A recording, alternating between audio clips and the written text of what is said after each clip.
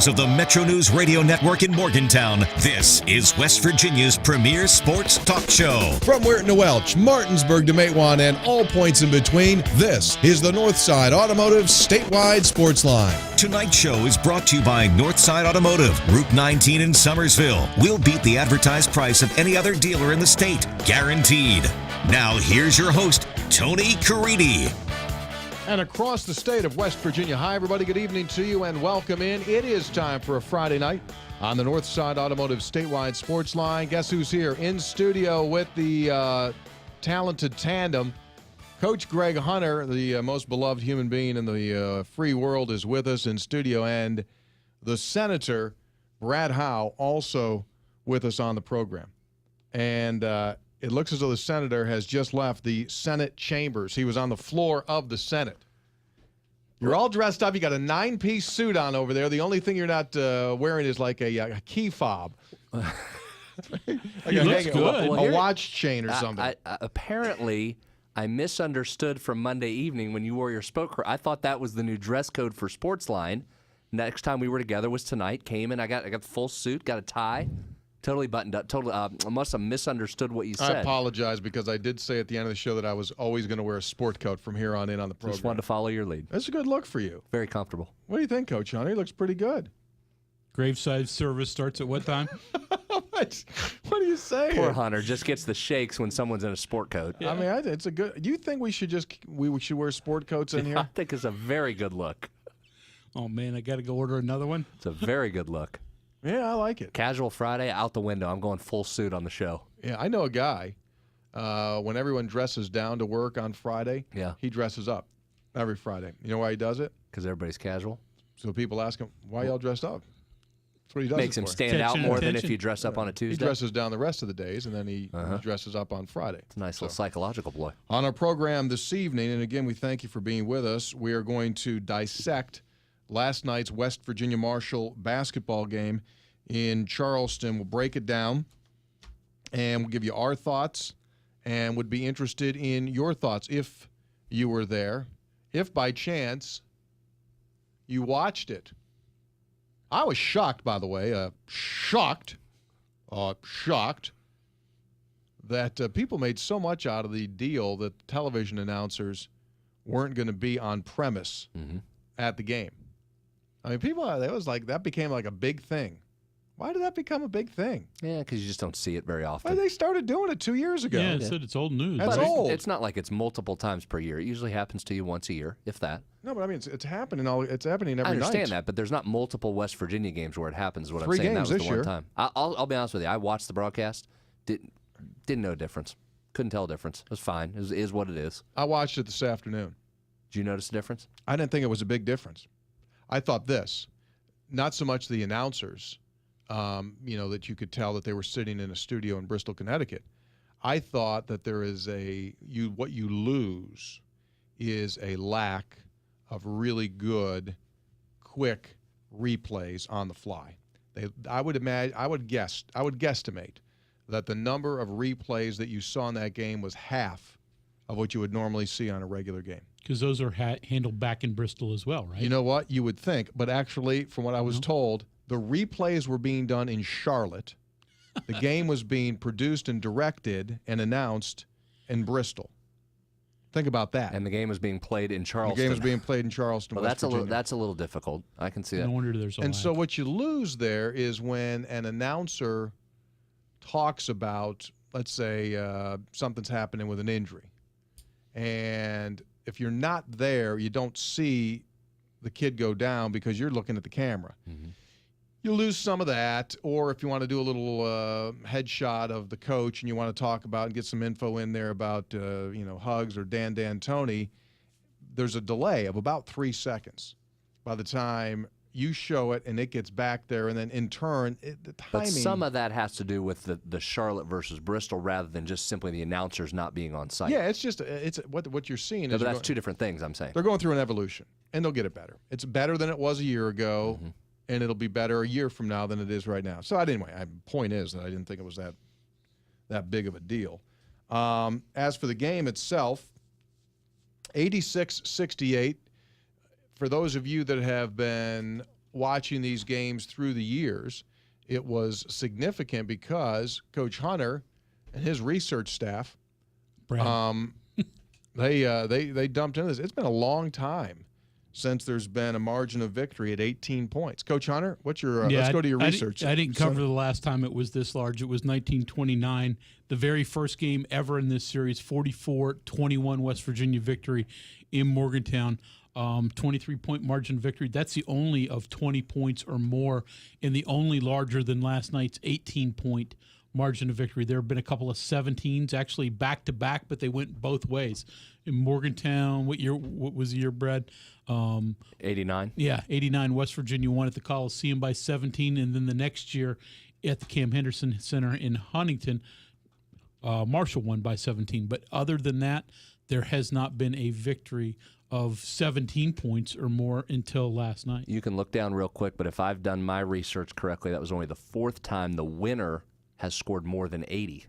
So that was a little unusual, too. Yeah, you're exactly right. It has typically been a much lower scoring affair, but and it was for the first half. I mean, to me, that game followed script the first half, but then all of a sudden Marshall couldn't hit a shot. West Virginia's defense got better, and the second half was completely abnormal. I don't know what you thought. It was wild. 35-32 at halftime. West Virginia comes out and shoots 43.3. Marshall comes out and shoots 43.5 in the first half. West Virginia, 45.5 from three. Marshall, 43% from three first half. And then something happened. Like in a Disney movie, someone had a string on the ball. They inserted the flubber needle because Marshall missed 17 straight three-point shots. 17 in a row. They missed all 13 in the second half and missed their last 4 at the end of the first half. That's 17 in a row. That's hard to do. One thing and one reason why, and they did have some open looks, not that they were all contested. They had some open looks, but if you also go back and watch it, for whatever reason, West Virginia's defense pushed Marshall out. And I mean, I'm talking about 25-footers, right? Yeah, 30. 30-footers on occasion. I mean, that is a heck of a hard shot to make. Mm-hmm. And so I think it was a combination of West Virginia kind of re-strategizing to make sure that when they did take threes that they were, oftentimes they got pushed out. And I also thought that in the second half of the game at one point was 42-39, and that's when West Virginia took over. Devin Williams obviously was the focal point to start the second half because he'd only played 5 minutes in foul trouble in the opening half. And they established Devin Williams. And when they got Williams going, everything else started to seem to click. And in that same period, as you go through the 15-minute mark, 14, 13, 12, and in the midpoint of the second half, it was clearly obvious that West Virginia's style of play, physically and mentally, impacted Marshall. And West Virginia is built to be a big, strong, aggressive team. And if that was on display in that spurt of 5 to 6 minutes, they just took mentally at that point, they took control of the game by raising their level of intensity. And that also put Marshall back on its heels. And you throw in the foul problems with Kelly and Taylor, and they had no one to guard. I mean, they're basically trying to guard Devin Williams and trying to guard Elijah Macon with guys that are literally 40 pounds lighter. And that's not a good match. No. Talking to Mountaineer players after the game in the post-game interviews, when they said they felt the momentum change is when I think it was Kelly, and then it was Elmore got cramps, and that was sort of sharks with blood in the water because it's starting to take effect on them now. Mm-hmm. Now we're going to kick it up. Before then it was like, okay, Marshall was sort of even, but at that point they felt that they were really starting to wear on Marshall, and that was the evidence that they needed. And really from that juncture on, the game got out of control. I think that there are certain keys that the Mountaineer defense looks for, and that is one. When they see people bending over, when they see people by chance, if they do cramp, like to them, it's like party time. They're like giddy. That only increases, their intensity to get after it. And by the time the game ends, it's the exact script we always talk about with West Virginia, right? 22 offensive rebounds plus 14 on the glass, took more shots, 15 more than Marshall took, and then again, you hold them without a three for the second half, ball game. Yep. I mean, look no further than those 3 bullet points. Those happen for West Virginia. They're going to win games. They are. More on the game coming up in just a second. Stay with us, 6:16 on the Northside Automotive Statewide Sportsline. Coming up later on in our show, we'll preview tomorrow's Division II National Championship. How about this, folks? Shepherd University with an opportunity to win the World Championship in Division II football. World Championship, because they don't play Division II anywhere else in the world. And so you've got a World Championship tomorrow as they take on Northwest Missouri State. I wonder if there's a line. Is there a line? Look and see if I can get you one. Well, I'm sure you could find one somewhere, couldn't I'd you? like to know what the line would be. We'll talk with Martinsburg's got one. Who does? Somebody in Martinsburg's got one, right? Probably. Travis Jones will call the game on Metro News with Rasheed Marshall tomorrow. We'll talk with Travis coming up. Plus, on the recruiting news front, standout Bridgeport High School player Dante Bonamico, one of the great Irish running backs in our day, will join us. He has accepted a preferred walk-on spot at WVU. Do stay with us. More coming up, more hoops when we return. If you'd like to join on a conversation, 800-765-8255, 800-765-TALK. We'll be back with more after this. Someday, we'll go to the edge of the galaxy. But for now, you can go to the ends of the earth in a Jeep brand SUV. Find your adventure in the Jeep Grand Cherokee, the most awarded SUV ever. Catch a show of shooting stars underneath the night sky in the Jeep Cherokee, the 2015 four-wheeler of the year. And go far, far away in the Jeep Renegade with up to 31 mpg highway. Hurry into the Jeep year-end blockbuster sales event. Going on now. Star Wars The Force Awakens, December 18th, rated PG-13. Purchase and get 0% APR financing for 75 months or $3,500 total cash allowance on the 2015 Jeep Cherokee Limited 4x4. EPA estimate 1.4-liter engine with manual transmission. 0% APR financing for 75 months equals $1,333 per month per $1,000 finance for well-qualified buyers through Chrysler Capital regardless of down payment. Residency restrictions apply. Take retail delivery by 1/4/16. Jeep is a registered trademark of FCA US LLC. As a cyclist, we make choices. We choose which motorcycle manufacturer to buy from. We choose what type of motorcycle we ride. We even choose where and when to ride. We also choose to ride straight, alcohol and drug-free. Alcohol is involved in 50% of motorcycle fatalities in West Virginia. That's 1 in 2 drivers who die each year. Don't become a statistic. Ride straight, alcohol and drug-free. Presented by the West Virginia Department of Transportation, Governor's Highway Safety and Motorcycle Safety and Awareness Program. The Northside Automotive Statewide Sportsline returns in 2 minutes. On Metro News. For 30 years, the voice of West Virginia.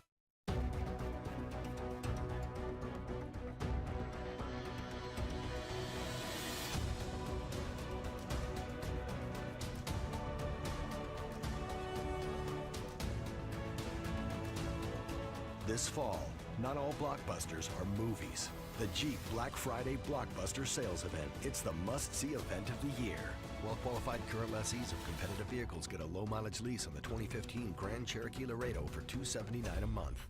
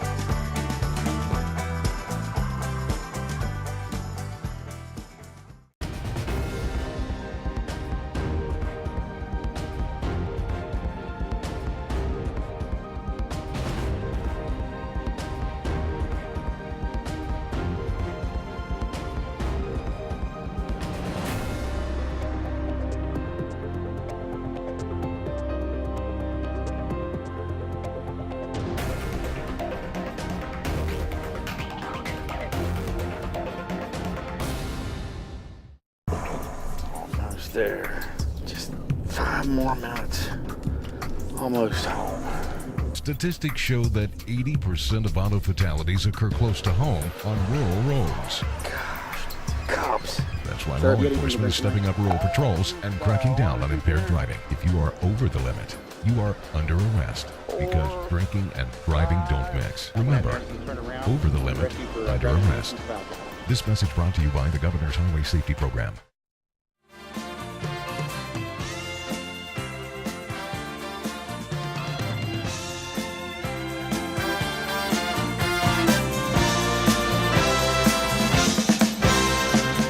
Hey, if you do not have your Christmas tree yet, if you don't have your Christmas tree up yet, you live down in southern West Virginia, check this out. It's not too late to find not the good trees, but the perfect Christmas tree. How about this? Check out Mountain Vista Tree Farm in Princeton. They do more than just get yourself a tree. It's a family deal that your kids will remember forever. The search will be enjoyable. Hot chocolate, horseback rides, and a toasty fire pit. For more information, call 800-225-5982, 800-225-5982, or just visit go2wv.com. That's go2wv.com. Mountain Vista Tree Farm. Wild and wonderful West Virginia, baby.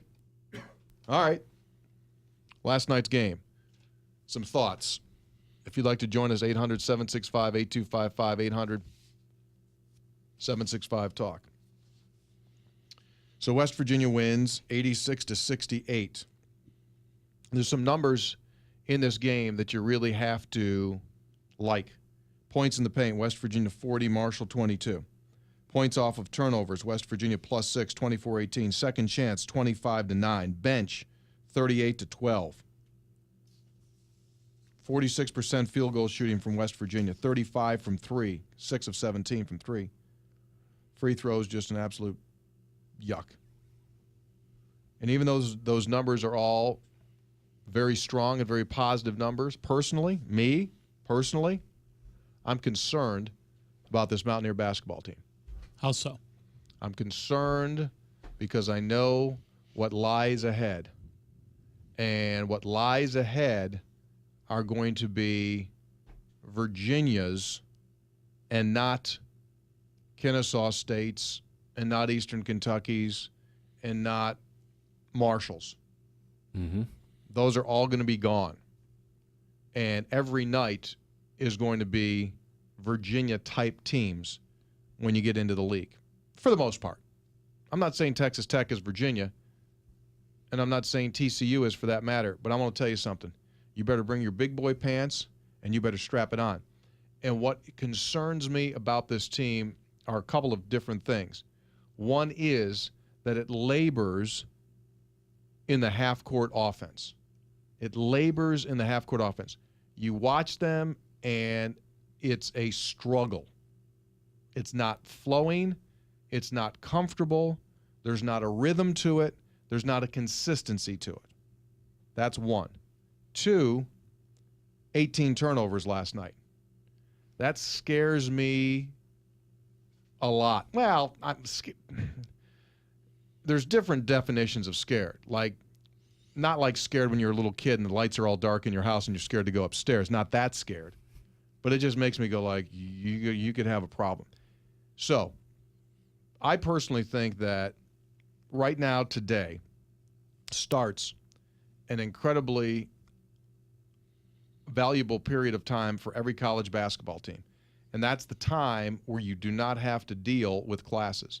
That's the time that you do not have to deal with school for 3 weeks. School starts again January the 11th here. This Mountaineer team must congeal now, or otherwise that 9-1 record, in my opinion, is going to be a forgotten part of this basketball season. So really how, truly believe that. So how so? How do you? I mean, is it as easy as just getting the ball to Devin Williams more inside? No. Hitting outside shots? What do you do? I think that what this team lacks is an understanding of what each person's role is. And that's on these guys. They're told what their role is. They're told. explicitly what their role is. I don't think they're buying into their role and what it should be consistently. I think they're trying. I think they're giving energy. I don't think they're playing smart enough yet. And that's because realistically, let's face it, they're playing without a natural point guard. And so it's going to be a progression throughout the course of the season.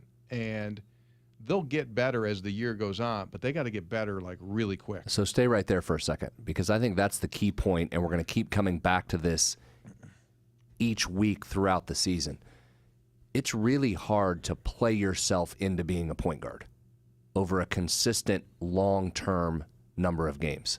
I think you can see it last year at the end when you plug guys in. Staten's down, you plug guys in for a few times. You saw it in 2010 with that group when you say, hey, Deshaun, bring the ball up the floor and handle the point for a limited amount of time. Don't you think it's really hard to play your way into being a point guard if that's not your natural inclination? Absolutely. But two things. One, that's the only option that this team has. Agree. Unless the NCAA allows for in-season trades. A free agent pickup? You can do an in-season trade. That's one. So, yeah, it's not going to be perfect. But I do think on the other side of that, that Javon Carter and Tariq Phillip are accepting the role and doing their very best at learning the position. Last night, statistically, assist to turnovers, Tariq went off the track.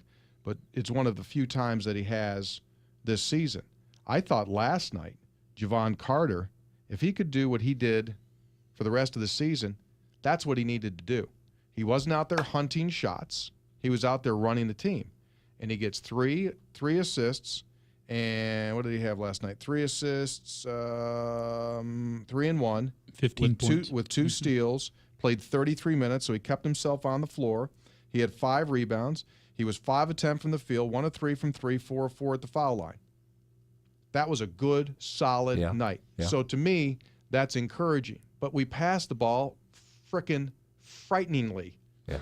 I mean, we throw cross-court passes that you just want to stay on and go, seriously? Did you really think that was going to get there? And isn't the essence of the point guard position when you get down to it, let's go back to football for a second.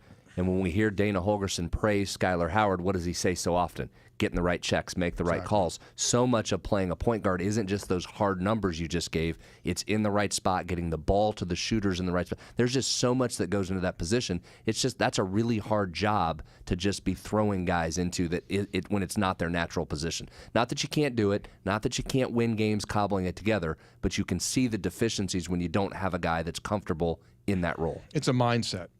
They have to value the ball. They have to value it. They have to understand that turnovers are hideous when defensively you're stopping people, right? Turnovers are hideous. Let the team, force the team to score in a half-court set. That's what you need to do. Besides getting your steals and getting your points in transition and things like that. Make them work for their shots rather than giving them runouts. So you have to value it. I think they don't understand fully how important every possession is to get a shot at the goal. Because even though you're not a great shooting team, you're a great offensive rebounding team, right? Put it on the rim. Put it above the rim, and chances are, with all the other things that you got going for you, that'll be good enough. It really is. Second shot might be your best shot. Yeah. We're not going to, in some nights you're going to stroke shots and you're going to be there, but there's going to be nights where you're not. Just make sure every time you cross midcourt with the ball, you're getting a shot at the goal. So I think if you instill that, and that's what the coaches are trying to do, just instill that. That's what Hugs is always saying. Get the ball over the rim. Don't get it under the rim. Get it over the rim and let us go get it. I think that's really important. Otherwise, we'll see. I mean, that's a tough 3-game trip they got coming up here after Eastern Kentucky at Virginia Tech. And I know Virginia Tech's not ready to win the ACC, but you're on the road. That's your first true road game of the year. December 30th, your first true road game. Basketball changes on the road. Neutral's neutral. Home's home. Road, different beast. Road game at Kansas State, playing above expectation. TCU's better. Let me ask you another question about West Virginia's offense. My thought in watching some of the second half, and admittedly, foul troubles kept him out of the first half, so you can't say it then. But does Devin Williams get enough touches inside? No. They don't seem to. I mean, he should. Kidding me? Every play should go through Are him, you kidding right? me? For every possession. If he's my cow, his udders would be touched constantly. I'd be milking him. Until he puts his hand up and waves out. But you know what? To their defense, they're looking, but they need to do a better job. And that's leading to some of the turnovers. A lot of those turnovers are in the lane trying to get the ball to Devin. I get that part of it. But the coaches are smart. They'll find ways to get the ball to Devin. But my gosh, who's going to stop him? He's pretty good. He's pretty good when he gets the ball in the paint. He's pretty good. Yeah, yes, but he's also a lot of times his best offense is an offensive rebound. Again, get the ball on the glass and get him to go in and grab it. Understood. I mean, how many missed layups last night? Mm-hmm. Oh, my goodness. When anybody didn't have Fast one. break layups. Fast break, wide open layups. And putbacks. Mm-hmm. All right. Stay with us. Why is it? I'm not going to say anything.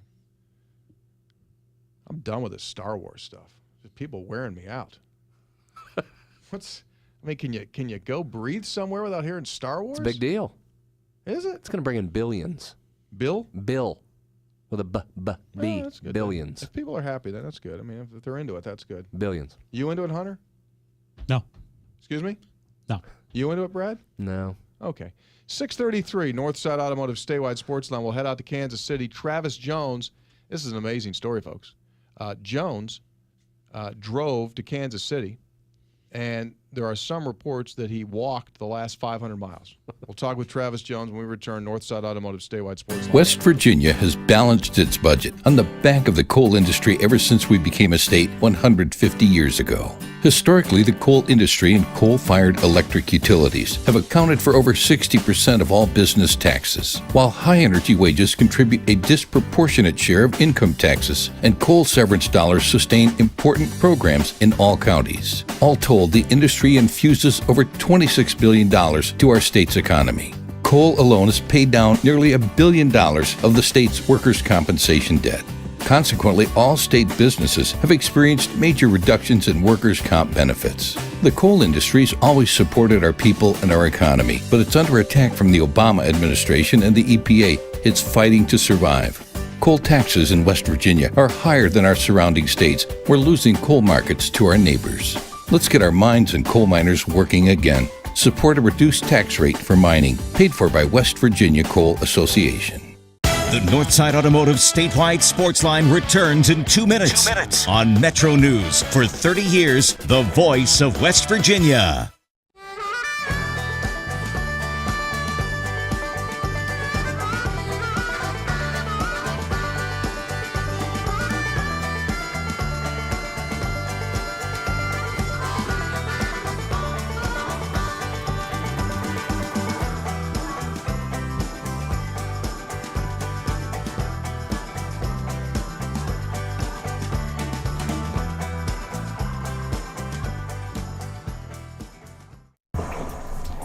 There.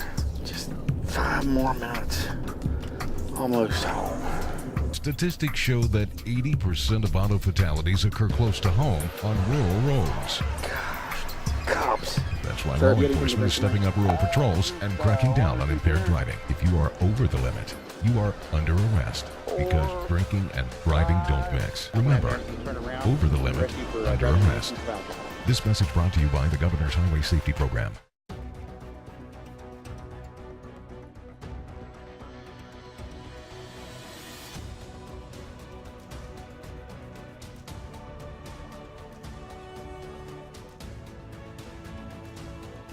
This fall, not all blockbusters are movies. The Jeep Black Friday Blockbuster Sales Event. It's the must-see event of the year. Well-qualified current lessees of competitive vehicles get a low-mileage lease on the 2015 Grand Cherokee Laredo for $279 a month.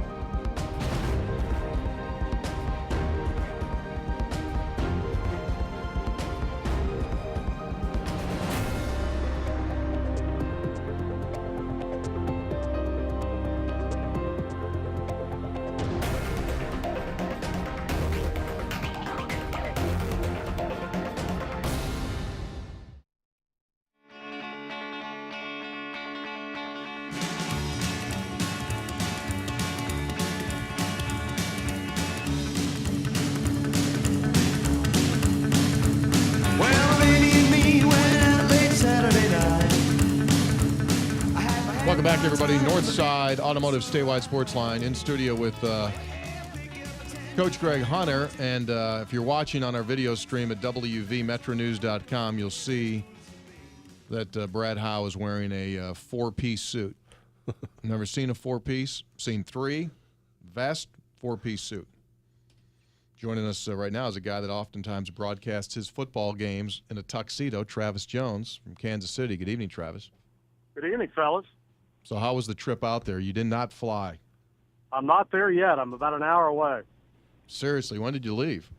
7:30 this morning. 7:30 this morning. How far away are you? About an hour. It's about solid 13 out here. Limited And stops. Yeah. Before we talk about the game, what's the reason why you didn't fly? Well, you know, Tony, to quote my hero, Clark W. Griswold, getting there is half the fun. You know that. Right? He just gave you No, a Clark actually, Griswold. to be honest with you, I am doing this. I am making a point to Coach Hunter. Thank you. Because I don't ever want to hear him say that he can't get to Kansas or Kansas State. Yeah. You're scared of flying? Not really. Makes you uncomfortable? Does it make you uncomfortable? Yeah. Obviously, I did it for 11 years with the women and hated every minute of it. So, you know, whenever possible, I won't fly. Yeah. You know, I figure, heck, I might as well just go on to Phoenix now. I'm halfway here. That's not bad. That's not bad. Yeah. So tomorrow, the Mountain East Conference steps into the biggest spotlight when it comes to football as they play for the national championship against Northwest Missouri State. I was teasing Hunter here earlier, and I said, hey, Hunter, what would the line be? Actually, he said, well, there's always a line, so we looked it up. 23-point. Oh, wow. 23-point line, Northwest Missouri State is the favorite. Well, last week, Grand Valley State was also the favorite. As you have studied Northwest Missouri this week, what's the biggest challenge that will face Shepherd? Running the ball. To me, that's the key in this game tomorrow. Northwest Missouri State. If you look at them on offense, Tony, they're as good as anybody, but they're not. You know, they don't blow your socks off with anything you see. You know, solid quarterback play. Decent running game. You know, receivers that are okay. I mean, none of their numbers jump off the page at you offensively. They do score up, close to 40 points a game. But defensively, to me, is where you're like, wow. I mean, they're number one in the country against the run. They're number one in the country total defense. They're in the top 10 in the country against the pass. So there's no question that they've won games with defense. And when you put that up against what Shepherd has going into this game, with the injury question and the availability of Jeff Zimba, the Harlan Hill Trophy nominee in the Mountain East Conference Offensive Player of the Year, if he can't go, and he's probably, if he does go, he's certainly not going to be 100%. That puts a lot of pressure, I think, on Connor Jessup, a young guy that played great last week, but coming into that game last week, he'd only thrown 8 passes all season. So right. I think Shepherd's got to be able to run the football to some semblance. I mean, if they can get 100, 120 yards rushing in this game, that takes a lot of pressure off either an injured Jeff Zimba or a pretty young quarterback in Connor Jessup, who's being thrown into a national spotlight game. Travis Jones joins us. He'll call the action tomorrow with Rasheed Marshall as Shepherd University plays in the NCAA Division II championship game against Northwest Missouri State. Division II is always interesting how teams put together their rosters. There's a combination of kids that come in as freshmen and they last through the years, and then there are transfers. How does Northwest Missouri State consistently stay so strong in Division II? Where do they go to get those players? Well, I think, Tony, it's a lot of what we've seen in a lot of the other Midwestern schools, particularly at the Division I level, and that has been in studying their history. What little, obviously, you can find that's out there. They have gotten a ton of offensive linemen from the state of Missouri, from the state of Kansas. So, to me, it seems like they build their offensive lines and, to an extent, their defensive lines with the local kids, with the high school kids, that they get into the system and build those guys up and coach them up for 5 years. And they've got an All-American left tackle. So that's the type of kids they have. Then I think they go out, then they find the skill guys from other places. Northwest Missouri State's got some skill guys from the state of Florida, from southern Florida, Dade, Miami-Dade County, same place that everybody else goes in to get, skill guys. Their quarterback is a hometown kid. He's from right in the same location where the campus is located. So I think it's much like everybody else in Division II, Tony. It's mix and match. But if you look at what they've done, and what they've done has been just absolutely amazing when you consider they played in 9 national championship games. They've won 4. I mean, heck, they lost in the national championship 4 straight years before winning one. So they were there 5 consecutive years. But if you ask me for the formula, it seems to me that the guys in the trenches are the guys where they really go and get the good, kids out of high school and able to keep them in their system. Travis, how do you think the Rams handle this stage? I mean, there's nobody left in Shepherdstown. They just closed the town up for the last few days because everybody's, took the bus to Kansas City. Half the team probably flew for the first time the other day when they flew out of Dulles to go there. I see on social media they're doing ESPN promos and doing, interviews with those people that Division II kids never do. How do they handle this stage? It's interesting, Greg, because I think the other factor, too, is there's going to be 20,000 people there. And I guarantee you, I mean, certainly in Division II, none of those kids have played in crowds, to that size. And probably it's a safe bet to say most of them, if not all, didn't play in front of a crowd that size in high school either. I mean, I think that's, that is what is the biggest challenge, or one of the challenges for Monte Cater going into this game tomorrow is, if this team does not get off to a very good start, and be honest with you, they have not at times this season gotten off to good starts. They've been much better in second halves. Now that was the opposite against Grand Valley State. And, let's face it, this is the first true, real road game that this team is going to play in the postseason. They've had the advantage of playing in front of their home crowd in Shepherdstown with, staying at home, sleeping in their own beds. There was some hoopla around their campus, but, they had the finals to distract them and things like that at home. Now they're away from home, playing in front of a national television audience. I was just thinking that this has to be the first time that a Division II football team from the state of West Virginia has ever played on ESPN, or at least in the last 2 weeks. I know that they replayed the Shepherd game last week on ESPNU, but I mean, this will be the first time in state history that we've had a live Division II football game involving a team from the state of West Virginia. So I think it's huge. Yeah. And, bottom line is, guys, and I know you hate to say this, but I think win or lose, this is a tremendous experience for Shepherd. It certainly is a huge benefit for the Southeast Conference to have this type of showcase. Absolutely. Hey, Travis, before we let you go, give us the broadcast information for tomorrow. All right, Tony, 3:45 airtime tomorrow on Metro News Radio Network. If your local station carried the semifinal game, then they'll have the national championship game tomorrow as well. If you don't have a station in your local area, we will have it streamed live at WBMetroNews.com. And certainly, as we mentioned, the game's on ESPN2 tomorrow, but we invite you to turn down the sound and turn up Rashid and I as we'll call the action tomorrow from Sporting Park. All right, great deal. Enjoy it, and hopefully the upset happens.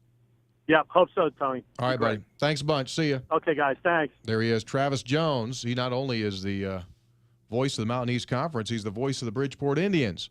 And when we come back, we'll talk to a Bridgeport Indian who's heading to WVU. Dante Bonamico of the Indians says he's coming to West Virginia. We'll talk with him when we return. Northside Automotive, Statewide Sportsline. Hi, it's Tony Caridi with a question. What can a video do for you? Well, if you're in business or part of an organization, let me tell you what videos have done for our clients at Pikewood Creative. Our commercials have generated millions of dollars in new business.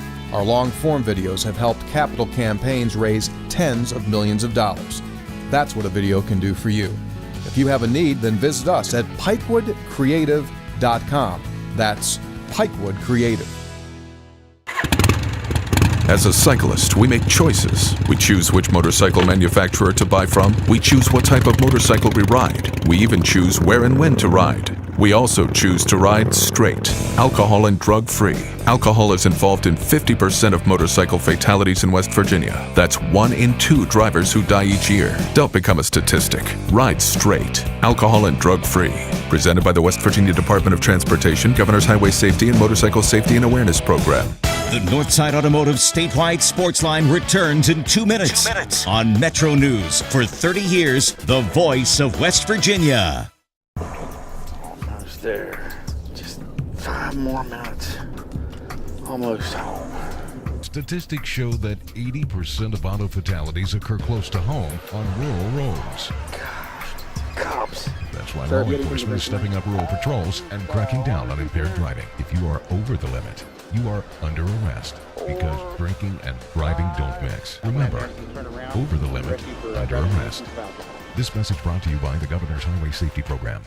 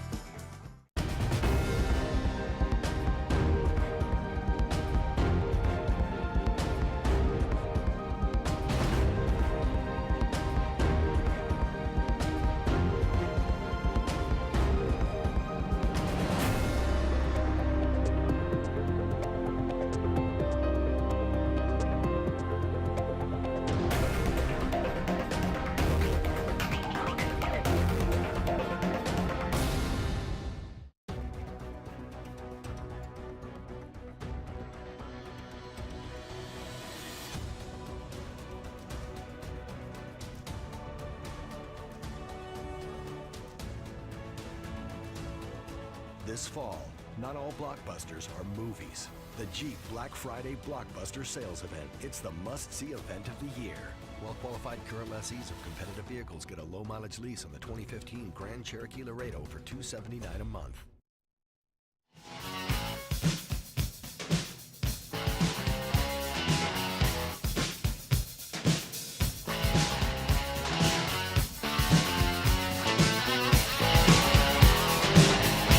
Hey, if you're down in southern West Virginia and you still don't have a Christmas tree in your home, I mean, if you don't have a tree, or if you have like 3 and you want 4, here's a reminder for you. You can find the perfect tree at Mountain Vista Tree Farm in Princeton.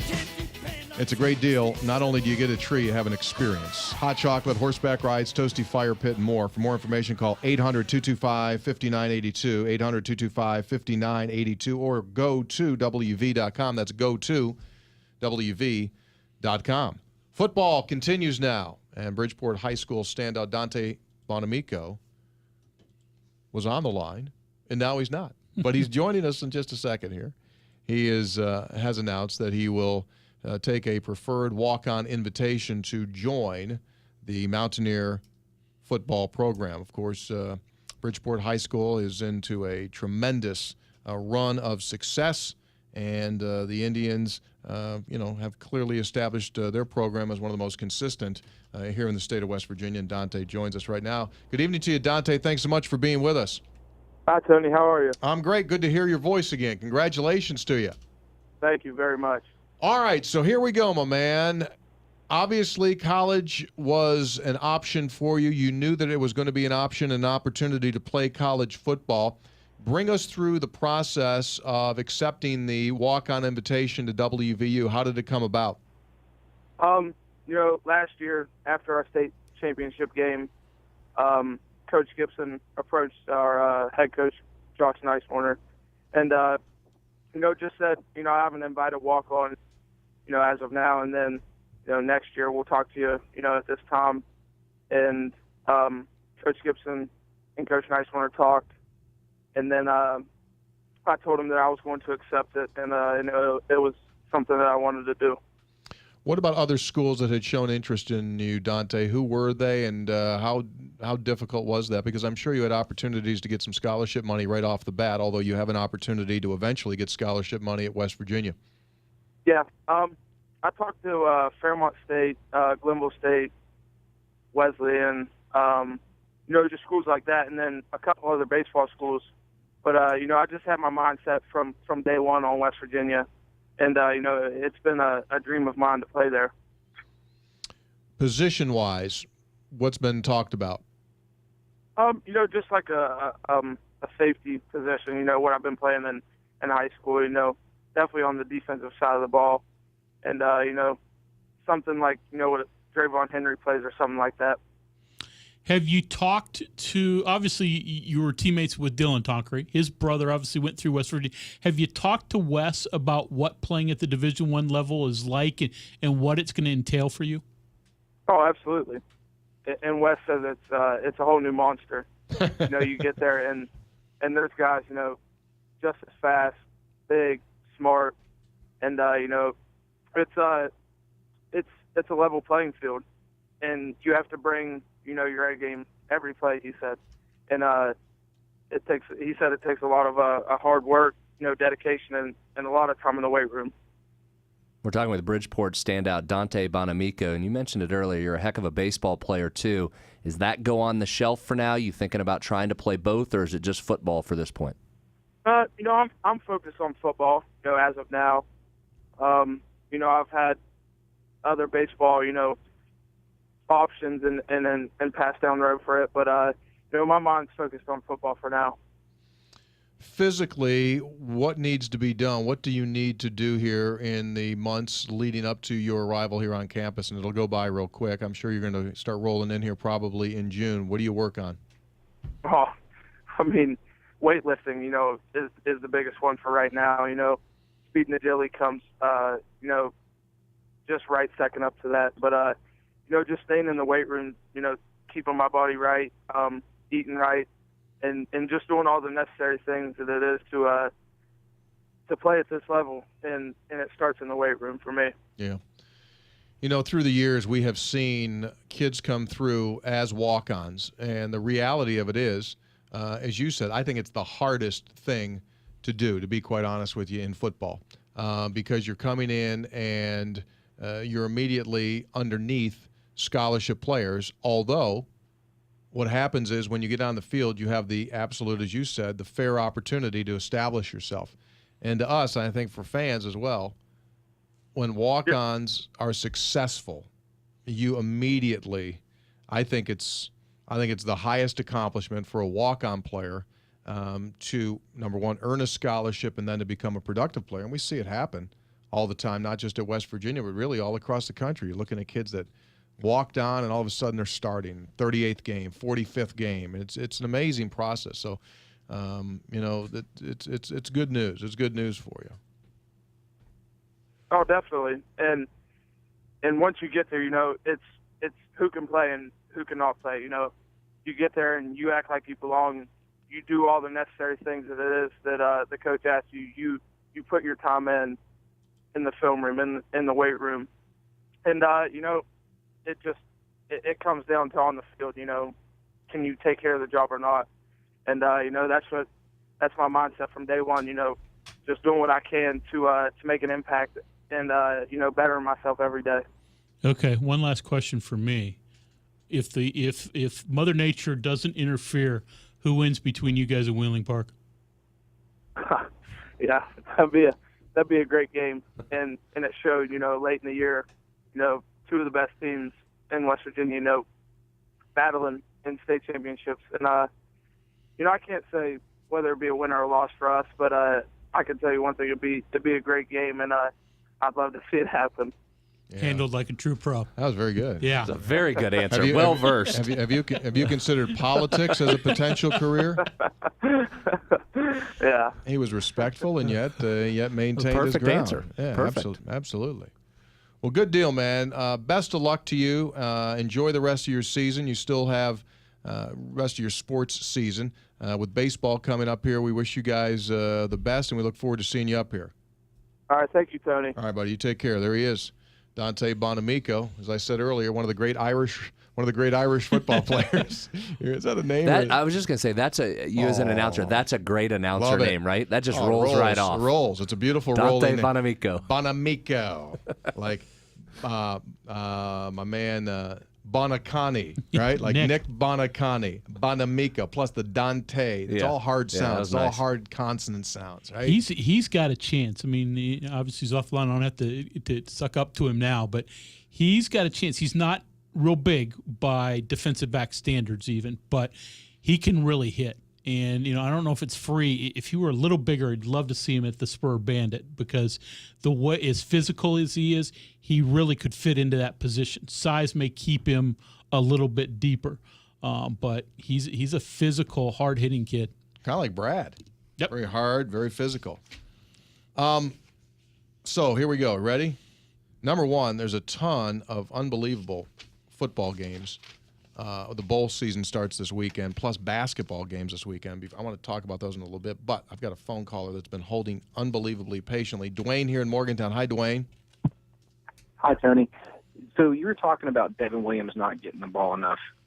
I've noticed, and I don't understand why they do this, but have you guys seen whenever he posts up, one of the other big guys, usually Jonathan Holton or someone else will come flash into the lane as he's trying to post up. So they're trying to front him the ball, and you'll have somebody run right toward Devin is, and they bring a second guy down into the box.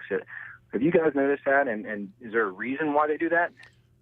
No, there shouldn't be. Now, I would think that you're going to probably try to line someone up on the opposite side, off the weak side, in case Devin does get the ball and they're going to have position inside to get that rebound. But no, it would not be intentional to flood two guys in there at the same time. They do an awful lot. I kind of watch them, and as they motion through, it's like he'll be getting position, asking for the ball, and then all of a sudden Jonathan runs down in. Even whoever else is in there too. That's the second big guy. We always run and flash right to him. That makes no sense to me. So yeah, I'll inquire about that. I'll inquire. Yeah, let me know. All right, buddy. Thanks. Thank you very much, Dwayne. Appreciate your call. Appreciate you holding. All right, so BYU. I've been watching ESPN here. I didn't realize that they had a reputation of being just a dirty team. Did you know that? Not until lately. I've heard That's that. what A Utah couple of comments. Yeah, Utah's been claiming that. Yeah. Well, they're showing pictures. These guys punching each other underneath where your belt buckles, which is never a good thing. Well, you remember the bowl game last year when they had the melee. Yeah. We got to play those young men, right? Next year. We got to play those young men next year. I didn't know different coach, maybe they'll have a different attitude. I didn't know we were going to be entering our young men into harm's way, right? These guys punching you in the lower belt area, that's never a good experience for anyone involved, ever. Whew. Makes you start sweating, doesn't it? All right.